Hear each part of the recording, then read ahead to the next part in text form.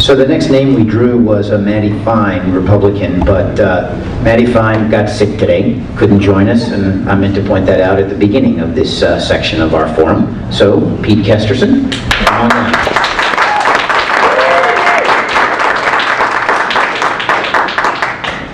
Thank you, Brian, and thank you, the people of the Mar Vista community. I'm absolutely delighted to be here tonight, to be in a free nation where we can speak what we think and what we believe without encumbrance from the government saying we can't speak our mind. We come here the day after Memorial Day to remember those brave veterans who gave their life to give us this freedom. I'm very thankful to be here. We've heard a lot tonight. We had a long session. I compliment Albert and Brian for keeping us on time, actually a couple of minutes early. But we've heard a lot about talk. And for me, my campaign is not about talking the talk, it's about walking the walk. So I want to spend just a little bit of time telling you about some of the things we've accomplished in the community.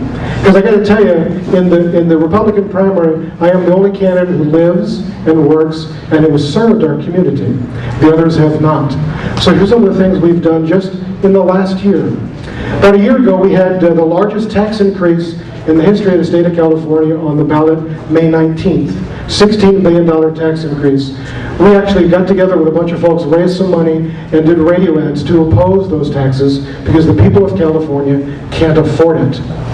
Down in the beach cities where I reside, in Hermosa Beach last summer, they wanted to raise business taxes 800%, 1,000%. Didn't make any sense, especially in this struggling economy. So we got together and we defeated that tax increase even before it got out to the voters. And last fall, the city where I live wanted to raise $1 million tax on one company. And we stood up and said, no, it's not right, it's double taxation, it's taxation without representation, and we got rid of it, and we beat them at the ballot box. That's walking the walk. As we look to the future, we don't have a lack of ideas, we have a lack of leadership. And until we start electing leaders whose spine you can see from the front, we're never going to get any better. So we've got a lot to do. We've got some hard choices to make. I'll answer a couple of questions in a little bit that perhaps might give you another idea of where I stand on some of the issues. But for me, I carry my instruction book everywhere I go. It's the Constitution of the United States. If it's not in here, the federal government should not be doing it. I believe very strongly in Ronald Reagan's 9 scariest words in the English language. I'm from the government, and I'm here to help. Thank you for getting that. Thank you. Actually, it's the private sector that's going to grow us out of this mess. Thank you. We don't have a revenue problem. The state of California will earn $85 to $89 billion this year. That was the budget just 5 years ago. The same thing is true at the federal level. It's not a revenue problem, it's a spending problem. And until we stop spending your grandchildren's future, we're not going to get any better. I look forward to talking just a few more minutes. Thank you. Vote Pete Kesterson, June 8th.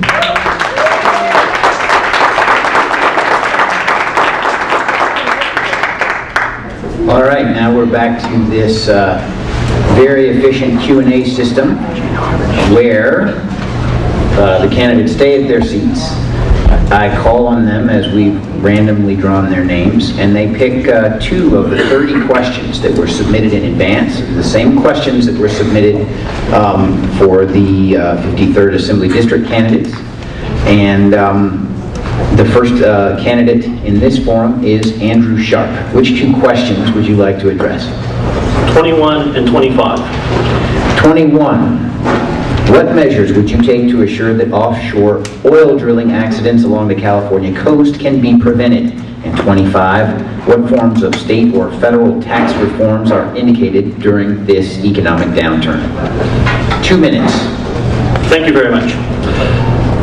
It's all in our minds. We're all seeing the disaster, and it is a disaster along the coast in the Gulf. And it's something that we have to be concerned about. I'm deeply concerned about. I grew up here along the coast, and it's where I live every day is at the coast. It is vital that we have our national resources utilized in a proper and safe way. Whether you like it or not, the reality is at some point we are going to do drilling off our coast more. just going to happen. So we need, because this is off our coast, it is partially federally regulated, we need to have legislation to fix some of these problems. First, and I think they're already starting to do this, is separate the revenue collection source from the regulations of these offshore drilling things.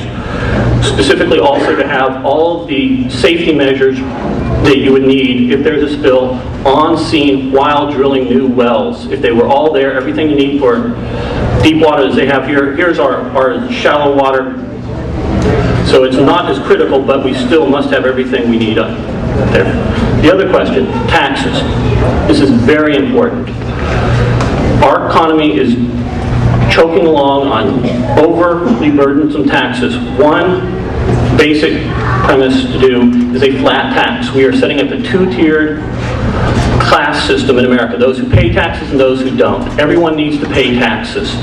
So a flat tax, Art Laffer says 11%, some people say 15%, whatever it is, that's one way. The other way is the fair tax. That would help us even more. It is a national sales tax instead of an income tax, not on top, instead of. That way, corporations who export won't be paying taxes. Corporations who import from other countries, they will be paying the sales tax. Thank you very much. Libertarian Herb Peters, what can I do for you? I will take questions 1 and 5. Question number 1. Decriminalizing possession of small amounts of marijuana would save up to tens of millions of dollars in incarceration costs alone. Considering this, other potential revenue streams, and the current budget crisis, do you support the Regulate, Control, and Tax Cannabis Act of 2010? Number 5, what is the best strategy or strategies to resolve the controversial issue of illegal immigration? 2 minutes. God created the herbs of the field, and in his creation message, he mentioned the herbs of the field many times, several times, and he said they were good. Also, the founding fathers, George Washington, Thomas Jefferson, grew hemp, which was also one of the herbs. And so it's in our Bible. Our founding fathers did it.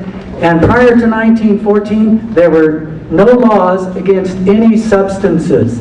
The Harrison Narcotics Act came along in 1914 and started taxing these substances, and then the regulators got all into the idea of somehow making them illegal.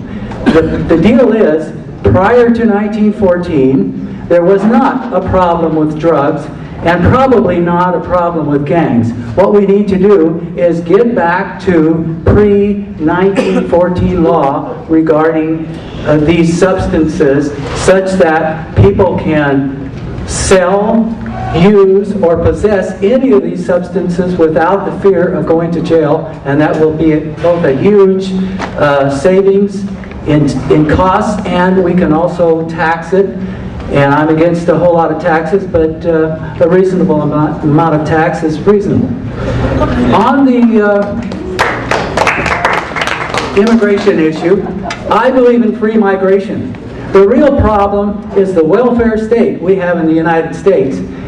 The U.S. government is incapable of adequately running the welfare state, and what they should do is pass the baton to the churches and charities and let the churches and charities operate the welfare state. This will ferret out the people who are taking the money from the federal government because it's easy to take.